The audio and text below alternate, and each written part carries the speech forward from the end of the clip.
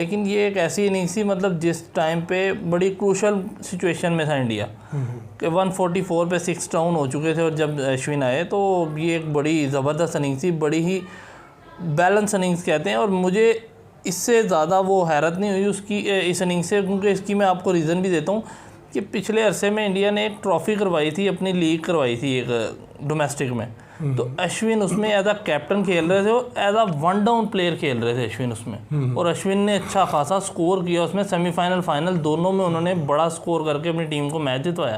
अस्सलामुअलैकुम viewers, welcome to all of you on my YouTube channel Cric Chat. मैं उम्मीद करता हूँ आप सब खैरियत से होंगे। आज की वीडियो में हम बात करेंगे, इंडिया ने बड़ी कम्प्रीहेंसिव डिफीट दी है बांग्लादेश को, और जो रविचंद्र अश्विन है और जडेजा, उनका रोल इस टेस्ट मैच में बड़ा ही जो है इम्पोर्टेंट रहा। इंडिया की विन में उन्होंने बड़ा रोल प्ले किया। ऐसे ही जसप्रीत बुमराह, शुभमान गिल, ऋषभ पंत, तो एक टीम एफर्ट थी। तो इस सारी चीज़ों पे आज हमारी बात होगी। और बांग्लादेश की परफॉर्मेंस जो है बड़ी मेरे साथ आमिर, सबसे पहले मैं आमिर से कहूँगा कि वो मैच समरी शेयर करे। मैच समरी देख लीजिए तो इंडिया ने पहली इनिंग में 376 रन किया, जिसमें ये जसप्रीत जायसवाल 56 रन किए और 86 रन जडेजा, और अश्विन का बड़ा अहम किरदार रहा। 113 रन करके उन्होंने 376 पर स्कोर को पहुँचाया। और जब बांग्लादेश की बैटिंग आई तो बांग्लादेश ने 149 रन पर ऑल आउट हो गए, जिसमें कि बेहतरीन बॉलिंग जसप्रीत बुमराह की थी, सिराज ने अच्छी बॉल की, आकाशदीप नए खिलाए थे, इन्होंने भी अच्छी गेंद की, रविंद्र जडेजा ने भी 2 विकेट्स ली। तो इस तरह ये ऑल टीम 149 पे बुक हो गई। और सेकंड इनिंग्स जब इंडिया खेलने आया तो इंडिया के 81 पे 3 हो चुके थे, लेकिन उसके बाद जो पार्टनरशिप लगी शुभमान गिल और ऋषभ पंत की, दोनों ने 100 स्कोर किया। शुभमान गिल नॉट आउट गए। इस तरह 287 पर 4 विकेट डाउन पे उन्होंने डिक्लेयर किया इनिंग्स को, तो कोई खातिर खा बॉल नहीं कर सका इनकी तरफ से। और जब बारी लेने आए तो टोटल टीम 234 पे बोल्ड आउट हो गई, जिसमें कि इनके कैप्टन ने 82 स्कोर किया। उसके अलावा कोई भी खातिर खा परफॉर्मेंस नहीं दे सका। और बॉलिंग की बात कर लीजिए इंडिया की, तो सेकंड इनिंग्स में एक दफ़ा फिर अश्विन ने 6 विकेट्स ली और 88 रन दिए। जडेजा ने फर्स्ट में 2 ली थी, 2 विकेट्स, और सेकंड इनिंग्स में 3 विकेट्स ली और एक बुमराह। तो ये टोटल टीम 234 पे बोल्ड आउट हुई और 280 रन से ईजी डिफीट दी इंडिया ने इन्हें। व्यूवर्स, ये थी मैच समरी। अब अगर बात की जाए कि रविचंद्र अश्विन की, सबसे पहले अगर मैं बात करूं कि देखें, जैसे कि जब टेस्ट मैच शुरू होने वाला था तब भी हमने जो है ये बात की थी कि जो पहला हमने वीडियो की थी कि भाई रविचंद्र अश्विन जो है ना ट्रम्प कार्ड होने ऐसा ही है, लेफ्ट हैंड बहुत ज़्यादा है इनके पास। तो उस चीज़ को मेरा ख्याल है वाज़े तौर पर देखा भी जा सकता है। हाँ, ये एक्सपेक्ट नहीं किया था कि रविचंद्र अश्विन बैट के साथ ऐसी परफॉर्मेंस देंगे कि 113 रन बना देंगे। बॉलिंग का तो एक्सपेक्टेशन थी कि यानी कि पहले इनिंग्स में भी वो तंग करेंगे, पहले इनिंग्स में उस तरीके से विकेट ही ले सके, लेकिन दूसरी इनिंग्स में वो देख लें उन्होंने बिल्कुल खेलने नहीं दिया। तो इनके वो कैसे देखते हैं, मतलब रविचंद्र अश्विन की परफॉर्मेंस को कैसे देखते हैं आप? रविचंद्र अश्विन की जो परफॉर्मेंस थी ना, ये एक्स्ट्रा ऑर्डिनरी इनिंग्स थी इनकी। पहले भी ये 500 बना चुके हैं टीमों के खिलाफ, मुख्तलिफ टीमों के खिलाफ, अपने कंट्री में बनाए हैं शायद इन्होंने। लेकिन ये एक ऐसी इनिंग्स थी मतलब जिस टाइम पे बड़ी क्रूशल सिचुएशन में था इंडिया कि 144 पे 6 डाउन हो चुके थे और जब अश्विन आए तो ये एक बड़ी ज़बरदस्त इनिंग्स थी, बड़ी ही बैलेंस इनिंग्स कहते हैं। और मुझे इससे ज़्यादा वो हैरत नहीं हुई उसकी इस इनिंग्स से, क्योंकि इसकी मैं आपको रीज़न भी देता हूँ कि पिछले अरसे में इंडिया ने एक ट्रॉफ़ी करवाई थी, अपनी लीग करवाई थी एक डोमेस्टिक में, तो अश्विन उसमें एज अ कैप्टन खेल रहे थे और as a one down player खेल रहे थे अश्विन उसमें, और अश्विन ने अच्छा खासा स्कोर किया उसमें। सेमीफाइनल फाइनल दोनों में उन्होंने बड़ा स्कोर करके अपनी टीम को मैच जितवाया। तो मुझे तो ये आइडिया था कि अश्विन स्कोर कर सकते हैं, कि इस सिचुएशन में आगे अश्विन अच्छा स्कोर कर सकते हैं, क्योंकि वो बड़ी ज़बरदस्त फॉर्म में चल रहे थे पीछे डोमेस्टिक में भी। तो मेरे ख्याल से तो बड़ी ज़बरदस्त इनिंग्स खेली और उनकी फॉर्म बरकरार है, जिस तरह उन्होंने डोमेस्टिक में खेला और यहाँ पे भी। और बॉलिंग से तो आपको पता ही है वो जिस तरह का जादू दिखाते हैं अपना। असल में अश्विन की जो मुझे सबसे अच्छी चीज़ लगती है ना, बड़े ही हार्ड वर्किंग, बड़े डेडिकेटेड क्रिकेटर हैं।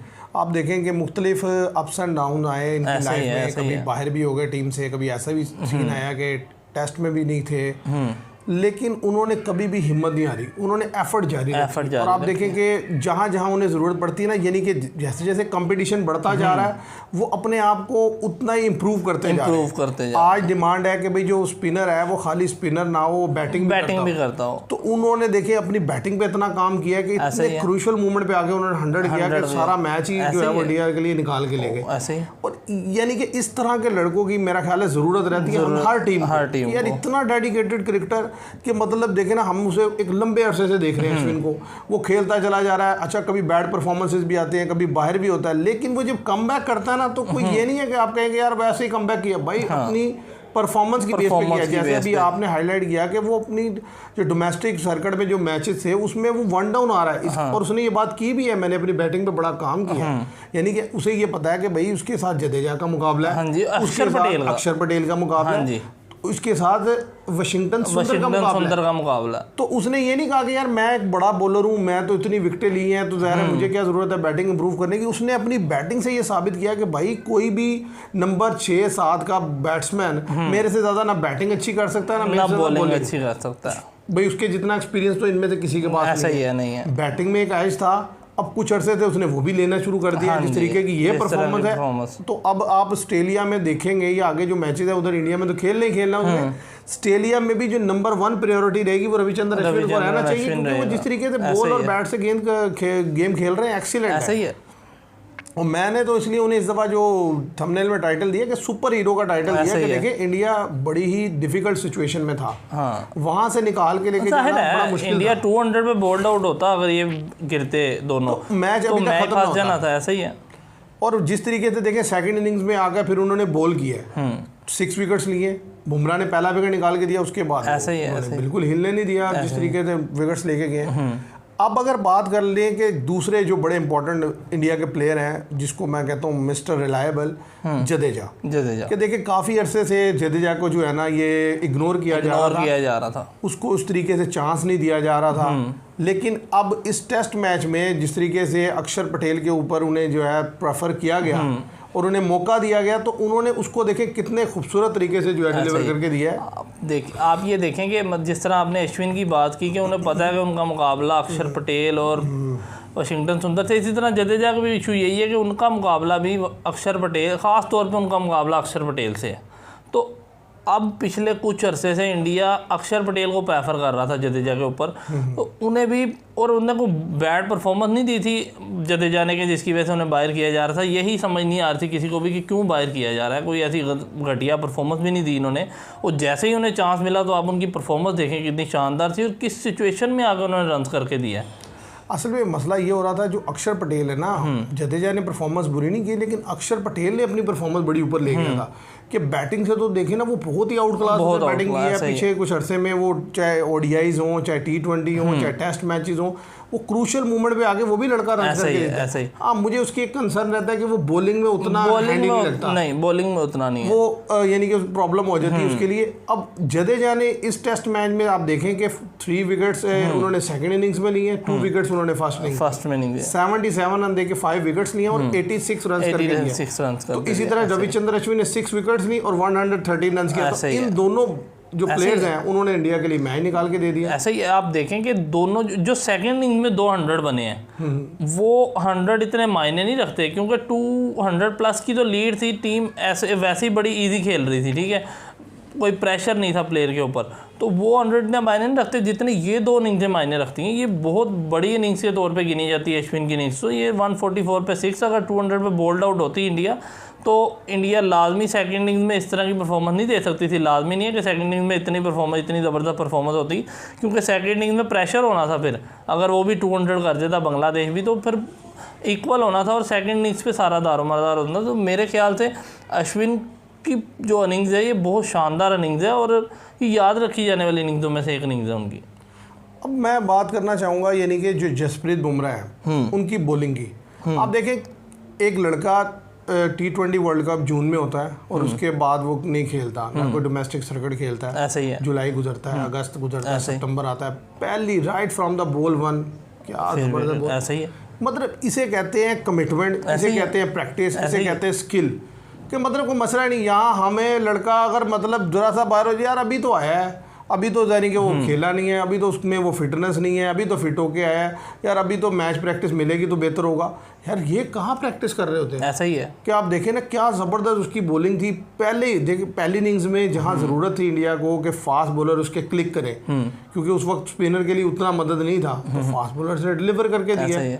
जो नया लड़का आकाशदीप खिलाया उसने जो 2 बोल्ड किए हैं, ऐसा ही है, मुझे शामी की याद दिला दी, बहुत शानदार बॉल थी उसकी। ठीक है, और सिराज ने ऐसा बोल किया, विकेट नहीं मिले, विकेट नहीं मिले ज़्यादा, बॉल ऐसा ही है, 2 विकेट लिए उन्होंने फर्स्ट इनिंग में, लेकिन जो बॉल उन्होंने किया बहुत शानदार था। और बुमराह तो फिर बुमराह तो आप कह लेंगे इस सदी का बेहतरीन बॉलर बुमराह है। इससे बेहतर बॉलर नहीं देखा हमने अपनी, मतलब जो हमने क्रिकेट देखी है ना, वो इससे बेहतर, मतलब इतना ज़बरदस्त बॉलर, रन्स देते ही नहीं है बिल्कुल। और दूसरी चीज़ कि लाइनों लेंथ, एवरी यॉर्कर उनका, शॉर्ट बॉल, स्लोअर वन, कोई एक बॉल भी उनकी गलत नहीं गिरती। और सबसे बड़ी क्वालिटी बुमराह की ये है कि देखें न्यू बॉल हो, ओल्ड बॉल हो, हाँ जी, पिच तेज हो, पिच स्लो, उन्हें नहीं फर्क पड़ता, वो अपने आप को इतना बेहतरीन एडजस्ट करते हैं कि उन्हें फर्क नहीं पड़ता। ऐसा ही है, यानी कि वो जैसे ग्लेन मैगरा गेंद, हाँ जी, ग्लेन मैगरा, कि मतलब वो इंडिया में भी तंग कर रहे हैं, वो साउथ अफ्रीका में भी तंग कर रहे हैं, वो ऑस्ट्रेलिया में भी तंग कर रहे हैं, वो श्रीलंका में भी तंग कर रहे हैं, जगह मैटर ही नहीं कर रही। ऐसा ही है। इसी तरीके से बुमराह को विकेट मैटर ही नहीं कर रही, वो आ रहा है और इतनी एक्यूरेट लाइन से गेंद करता है कि विकेट निकाल के दे देता है। असल लाइन है वो खास तौर पे जो क्रूशियल विकेट मैच में जब विकेट फंसी होती है ना, वो निकाल देता है। पहली इनिंग्स में जहां उसे जरूरत पड़ी वो लाया और ऐसे ही विकेट निकाल दी उसने, तो एक्सीलेंट। अब बात की जाए रोहित शर्मा की कैप्टनसी, बहुत शानदार। जहाँ जहाँ ज़रूरत पड़ी उन्हें बॉलर्स को यूज़ करने की, वो लेके आए हैं वहाँ पे। जिस तरह आप कह लेंगे बुमराह की आपने बात की, जहाँ ज़रूरत पड़ी वो बुमराह को लेके आए और बुमराह ने विकेट निकाल के दी उन्हें। इसी तरह जडेजा की उन्हें जहाँ ज़रूरत पड़ी वो जडेजा को लेके और जडेजा ने विकेट निकाल के दी। ज़बरदस्त कैप्टन थी। मैं उनके बारे में ये कहता हूँ कि उन्हें ना गेम अवेयरनेस बड़ी ज़्यादा है रोहित शर्मा को, सीधी सी बात है। ऐसे ही यानी कि मैच के अंदर जब वो होते हैं ना तो उन्हें ये पता है, वो कहते हैं ना कि अच्छे लीडरशिप की क्वालिटीज़ में जो नंबर 1 क्वालिटी ये होती है कि उसे अपने स्ट्रेंथ तो पता हो ही हो, अपने जो प्लेयर है ना उनकी भी स्ट्रेंथ पता होगा, यार ये कहाँ गेंद बेहतर करेंगे, किसके अगेंस्ट बेहतर खेलेंगे, क्योंकि उसी ने तो यूटिलाइज करना है। अब देखें ना बुमराह है, बुमराह को एक्सीलेंट बॉलर है, लेकिन ये तो नहीं करना ना कि उसे थका देना है। अब उधर जहाँ लगता है कि यार ये बहुत ज़्यादा डिफेंसिव खेल रहा है, 3-4 ओवर से ज़्यादा का स्पेल नहीं करवाते वो, 5 ओवर से ज़्यादा थोड़ा देर के बाद ले आता है। जहाँ बैट्समैन थोड़ा सा लूज करता है कंसंट्रेशन, वो उसे विकेट निकाल लेते हैं। फिर एक और चीज़ जो इस मैच में मैंने देखी और मैं ऐसे पॉइंट आउट करना चाहूँगा, जिस तरीके से उन्होंने ऋषभ पंत को यूज़ किया। देखे ना पहली इनिंग्स में जहाँ 3 विकेट गिरे हैं, अब यानी कि मैं नहीं समझता था कि कोई मतलब ऋषभ पंत को भेजेगा, नहीं, वहाँ ये था कि यार केएल राहुल को कोई भी माइंडसेट का कैप्टन हो, डिफेंसिव माइंडसेट यार नहीं यार उसे केएल राहुल को भेजो, वो आगे लंबी इनिंग्स खेल दे, अगर रुक जाए तो फिर आगे ऋषभ पंत नीचे खेले। उसने उसके अगेंस्ट किया, उनने उसे ऋषभ पंत को भेजा। ऋषभ पंत ने इनिंग्स थोड़ी बेहतर खेली, लेकिन 39-40 रन किए, गलती कर गया। लेकिन आप देखें सेकंड इनिंग्स में फिर उसने उसे ऋषभ पंत को ऊपर भेजा। पहली इनिंग्स में जब वो आउट हुए तो वो बड़े गुस्से में गए हैं अंदर के, ये क्या गलत शॉट खेल दी मैंने, ठीक है। और वो लड़के देखिए कैप्टन डिसीजन ले रहा है और लड़के रिस्पॉन्ड कर रहे हैं। तो बात यह है कि अब उसे पता है कि यार मैं केएल राहुल से इसे ऊपर भेजूंगा, तो इसका कॉन्फिडेंस ये है कि नीचे केएल राहुल भी है, नीचे जडेजा भी है, नीचे अश्विन भी है, तो ये ज़्यादा खुल के खेल लेगा, बजाय ये कि मैं इसे नीचे ले जाऊं। और टेल एंडर के साथ ये है तो ये शायद थोड़ा डबल माइंड होगा, तो उसने उसका नंबर ऐसा सेट किया है कि आप देखिएगा कि ये ऑस्ट्रेलिया के गेंद, न्यूजीलैंड के गेंद भी इसी नंबर पे खेलेंगे और ये बड़ा क्रूशियल पोजीशन है। और यहाँ से ये मैच, ये वो पोजीशन है जो ट्रेविस हेड की पोजीशन है। ट्रेविस हेड इसी पोजीशन पे आते हैं टेस्ट में। अच्छा, ये ऐसी पोजीशन होती है कि अगर चले निकल गया तो नीचे वाले संभाल लेंगे, और अगर वो खड़ा हो गया तो सामने वाले का काम तमाम हो जाएगा। ऐसा ही है। तो ये मुझे बड़ा पसंद आया जिस तरीके से उन्होंने। और फिर देखें उनके जो क्यूरेटर हैं, पिच क्यूरेटर, उनको भी आपको मानना पड़ेगा और उनको भी अप्रिशिएट करना पड़ेगा। वो ये है कि देखें हमारे यहाँ तो यही नहीं पता चलता कि यार कैसी पिच बनानी, हमारी पिच हमें ही फेवर नहीं कर रही। अब चेन्नई को देखें, अब मुझे पता था चेन्नई, हमने जैसे बात की थी कि यार स्पिन ट्रैक होगा चेन्नई में, स्पिन, लेकिन चौथी इनिंग में जाकर पता चला। लेकिन उन्होंने किस तरीके का विकेट बनाया कि यार बांग्लादेश को फंसाने के लिए अगर फास्ट प्योर स्पिन स्टार्ट से ही आग होगी ना तो वो हमें भी तंग करेंगे, तो प्रॉब्लम हो सकती है। उन्होंने कहा फास्ट पिच हो, हमारे फास्ट उन्हें गिरा लेंगे, हम खेल देंगे। और आप ये देखें हमारे से तो फास्ट पिच बनती ही नहीं, ना स्पिन बनती है ना फास्ट बनती है। नहीं हमारा और ये भी कंसर्न वैसे जो है प्रॉब्लम है वो भी है ना कि भाई हमारी कोई स्ट्रेंथ भी तो नहीं है। ऐसा आप ही ये भी तो नहीं कह सकते ना कि यार बैटिंग अच्छी है, जाहिर है या अब स्पिनर किसी अच्छे भी हैं। चीज़ में स्ट्रेंथ नहीं ना रही हमारी, तो अब जब स्ट्रेंथ ही नहीं है तो विकेट फिर क्या बने, ये भी एक इशू है। जाहिर है। तो लेकिन वो तो भाई अपनी चीज़ें समझते हैं। ऐसे ही। और सबसे बड़ी क्वालिटी उनकी ये है कि किस ओपोनेंट के अगेंस्ट क्या चीज़ यूज़ करनी है उसे वो जानते हैं। अब देखिए न्यूजीलैंड आएगा वो ये स्पिन ट्रैक, चेन्नई का कोई सोच ही नहीं सकता था कि फास्ट ट्रैक होगा। हाँ देखिए ना पहले 2-3 दिन तो अच्छा बॉल निकला फास्ट का, शानदार बॉल, जैसे तस्कीन अहमद ने स्पेल किया है जो पहला, मतलब मुझे नहीं समझ आती किस तरह बच गए जायसवाल। जितनी बुरी तरह बीट किया ना उन्होंने जायसवाल को, वो इन स्विंग आउट स्विंग, लेकिन वो बस बच रहे थे उस टाइम पे, लक थी उनकी कह लें आप।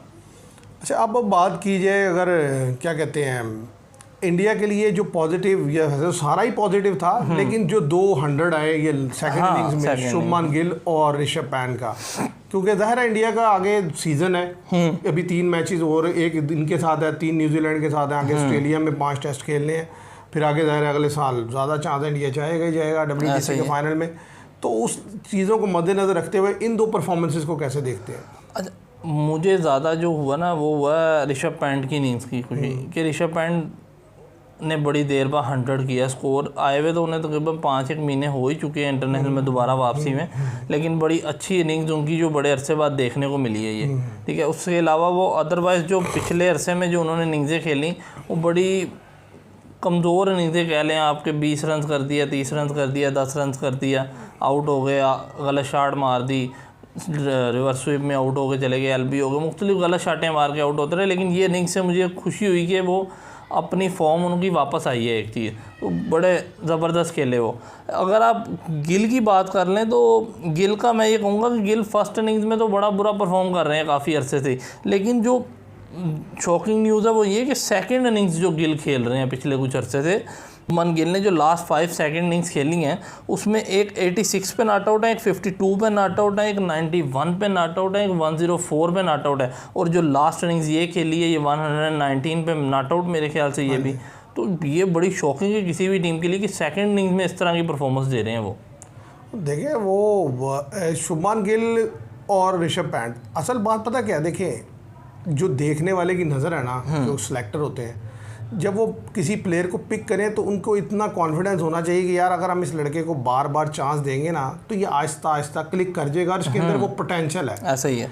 हमारे यहाँ प्रॉब्लम क्या होती है कि हमारे यहाँ इतना वो टेम्परामेंट नहीं है, उतना वो पेशेंस नहीं है, लड़के को अगर चांस देते हैं वो रन नहीं करता, हम उठा के बाहर फेंक देते हैं। अभी जैसे आपने हाईलाइट किया है कि ऋषभ पंत जो है जब से वापस आए हैं कोई बहुत खातिर ख्वाह इनिंग्स नहीं खेली, बिट्स एंड पीसेस में 20, 25, 30 कम बॉलों पे इस तरीके से खेल के गलत शॉट खेल के वर्ल्ड कप में भी हमने देखा, लेकिन कंसिस्टेंटली उन्होंने उसके ऊपर जो है ना रिलाई किया, ऐसे काम ठीक है, उसे गाइड किया, जो भी आखिर उसने जो है इस टेस्ट में दोनों इनिंग्सों में आपको परफॉर्म करके ऐसे ही। अच्छा शुभमान गिल के बारे में देखें, हम भी बात कर रहे हैं, बहुत सारे लोगों ने बात की कि नहीं यार ये नहीं फिट नहीं खेलना चाहिए, लेकिन वो लड़का भी करते करते करते आप देखें सेकंड इनिंग में फिर 100 कर गया। और जिस तरीके से आपने हाईलाइट किया कि भाई वो सेकंड इनिंग्स में मुसलसल रन कर रहा है, फर्स्ट इनिंग्स में उसको प्रॉब्लम आ रही है, तो जब सेकंड इनिंग्स में हालांकि रन करना ज़्यादा मुश्किल होता है, तो वो फर्स्ट में नहीं कर पा रहा, तो इसका मतलब आहिस्ता आहिस्ता वो सिचुएशन को भी बेहतर कर लेगा। और अभी वो सीधी सी बात, अभी यंग है, ऐसे ही है, अभी 24 का, अभी उसने बड़ी लंबी क्रिकेट खेलनी है, तो वो जैसे जैसे मतलब खेलता चला जाएगा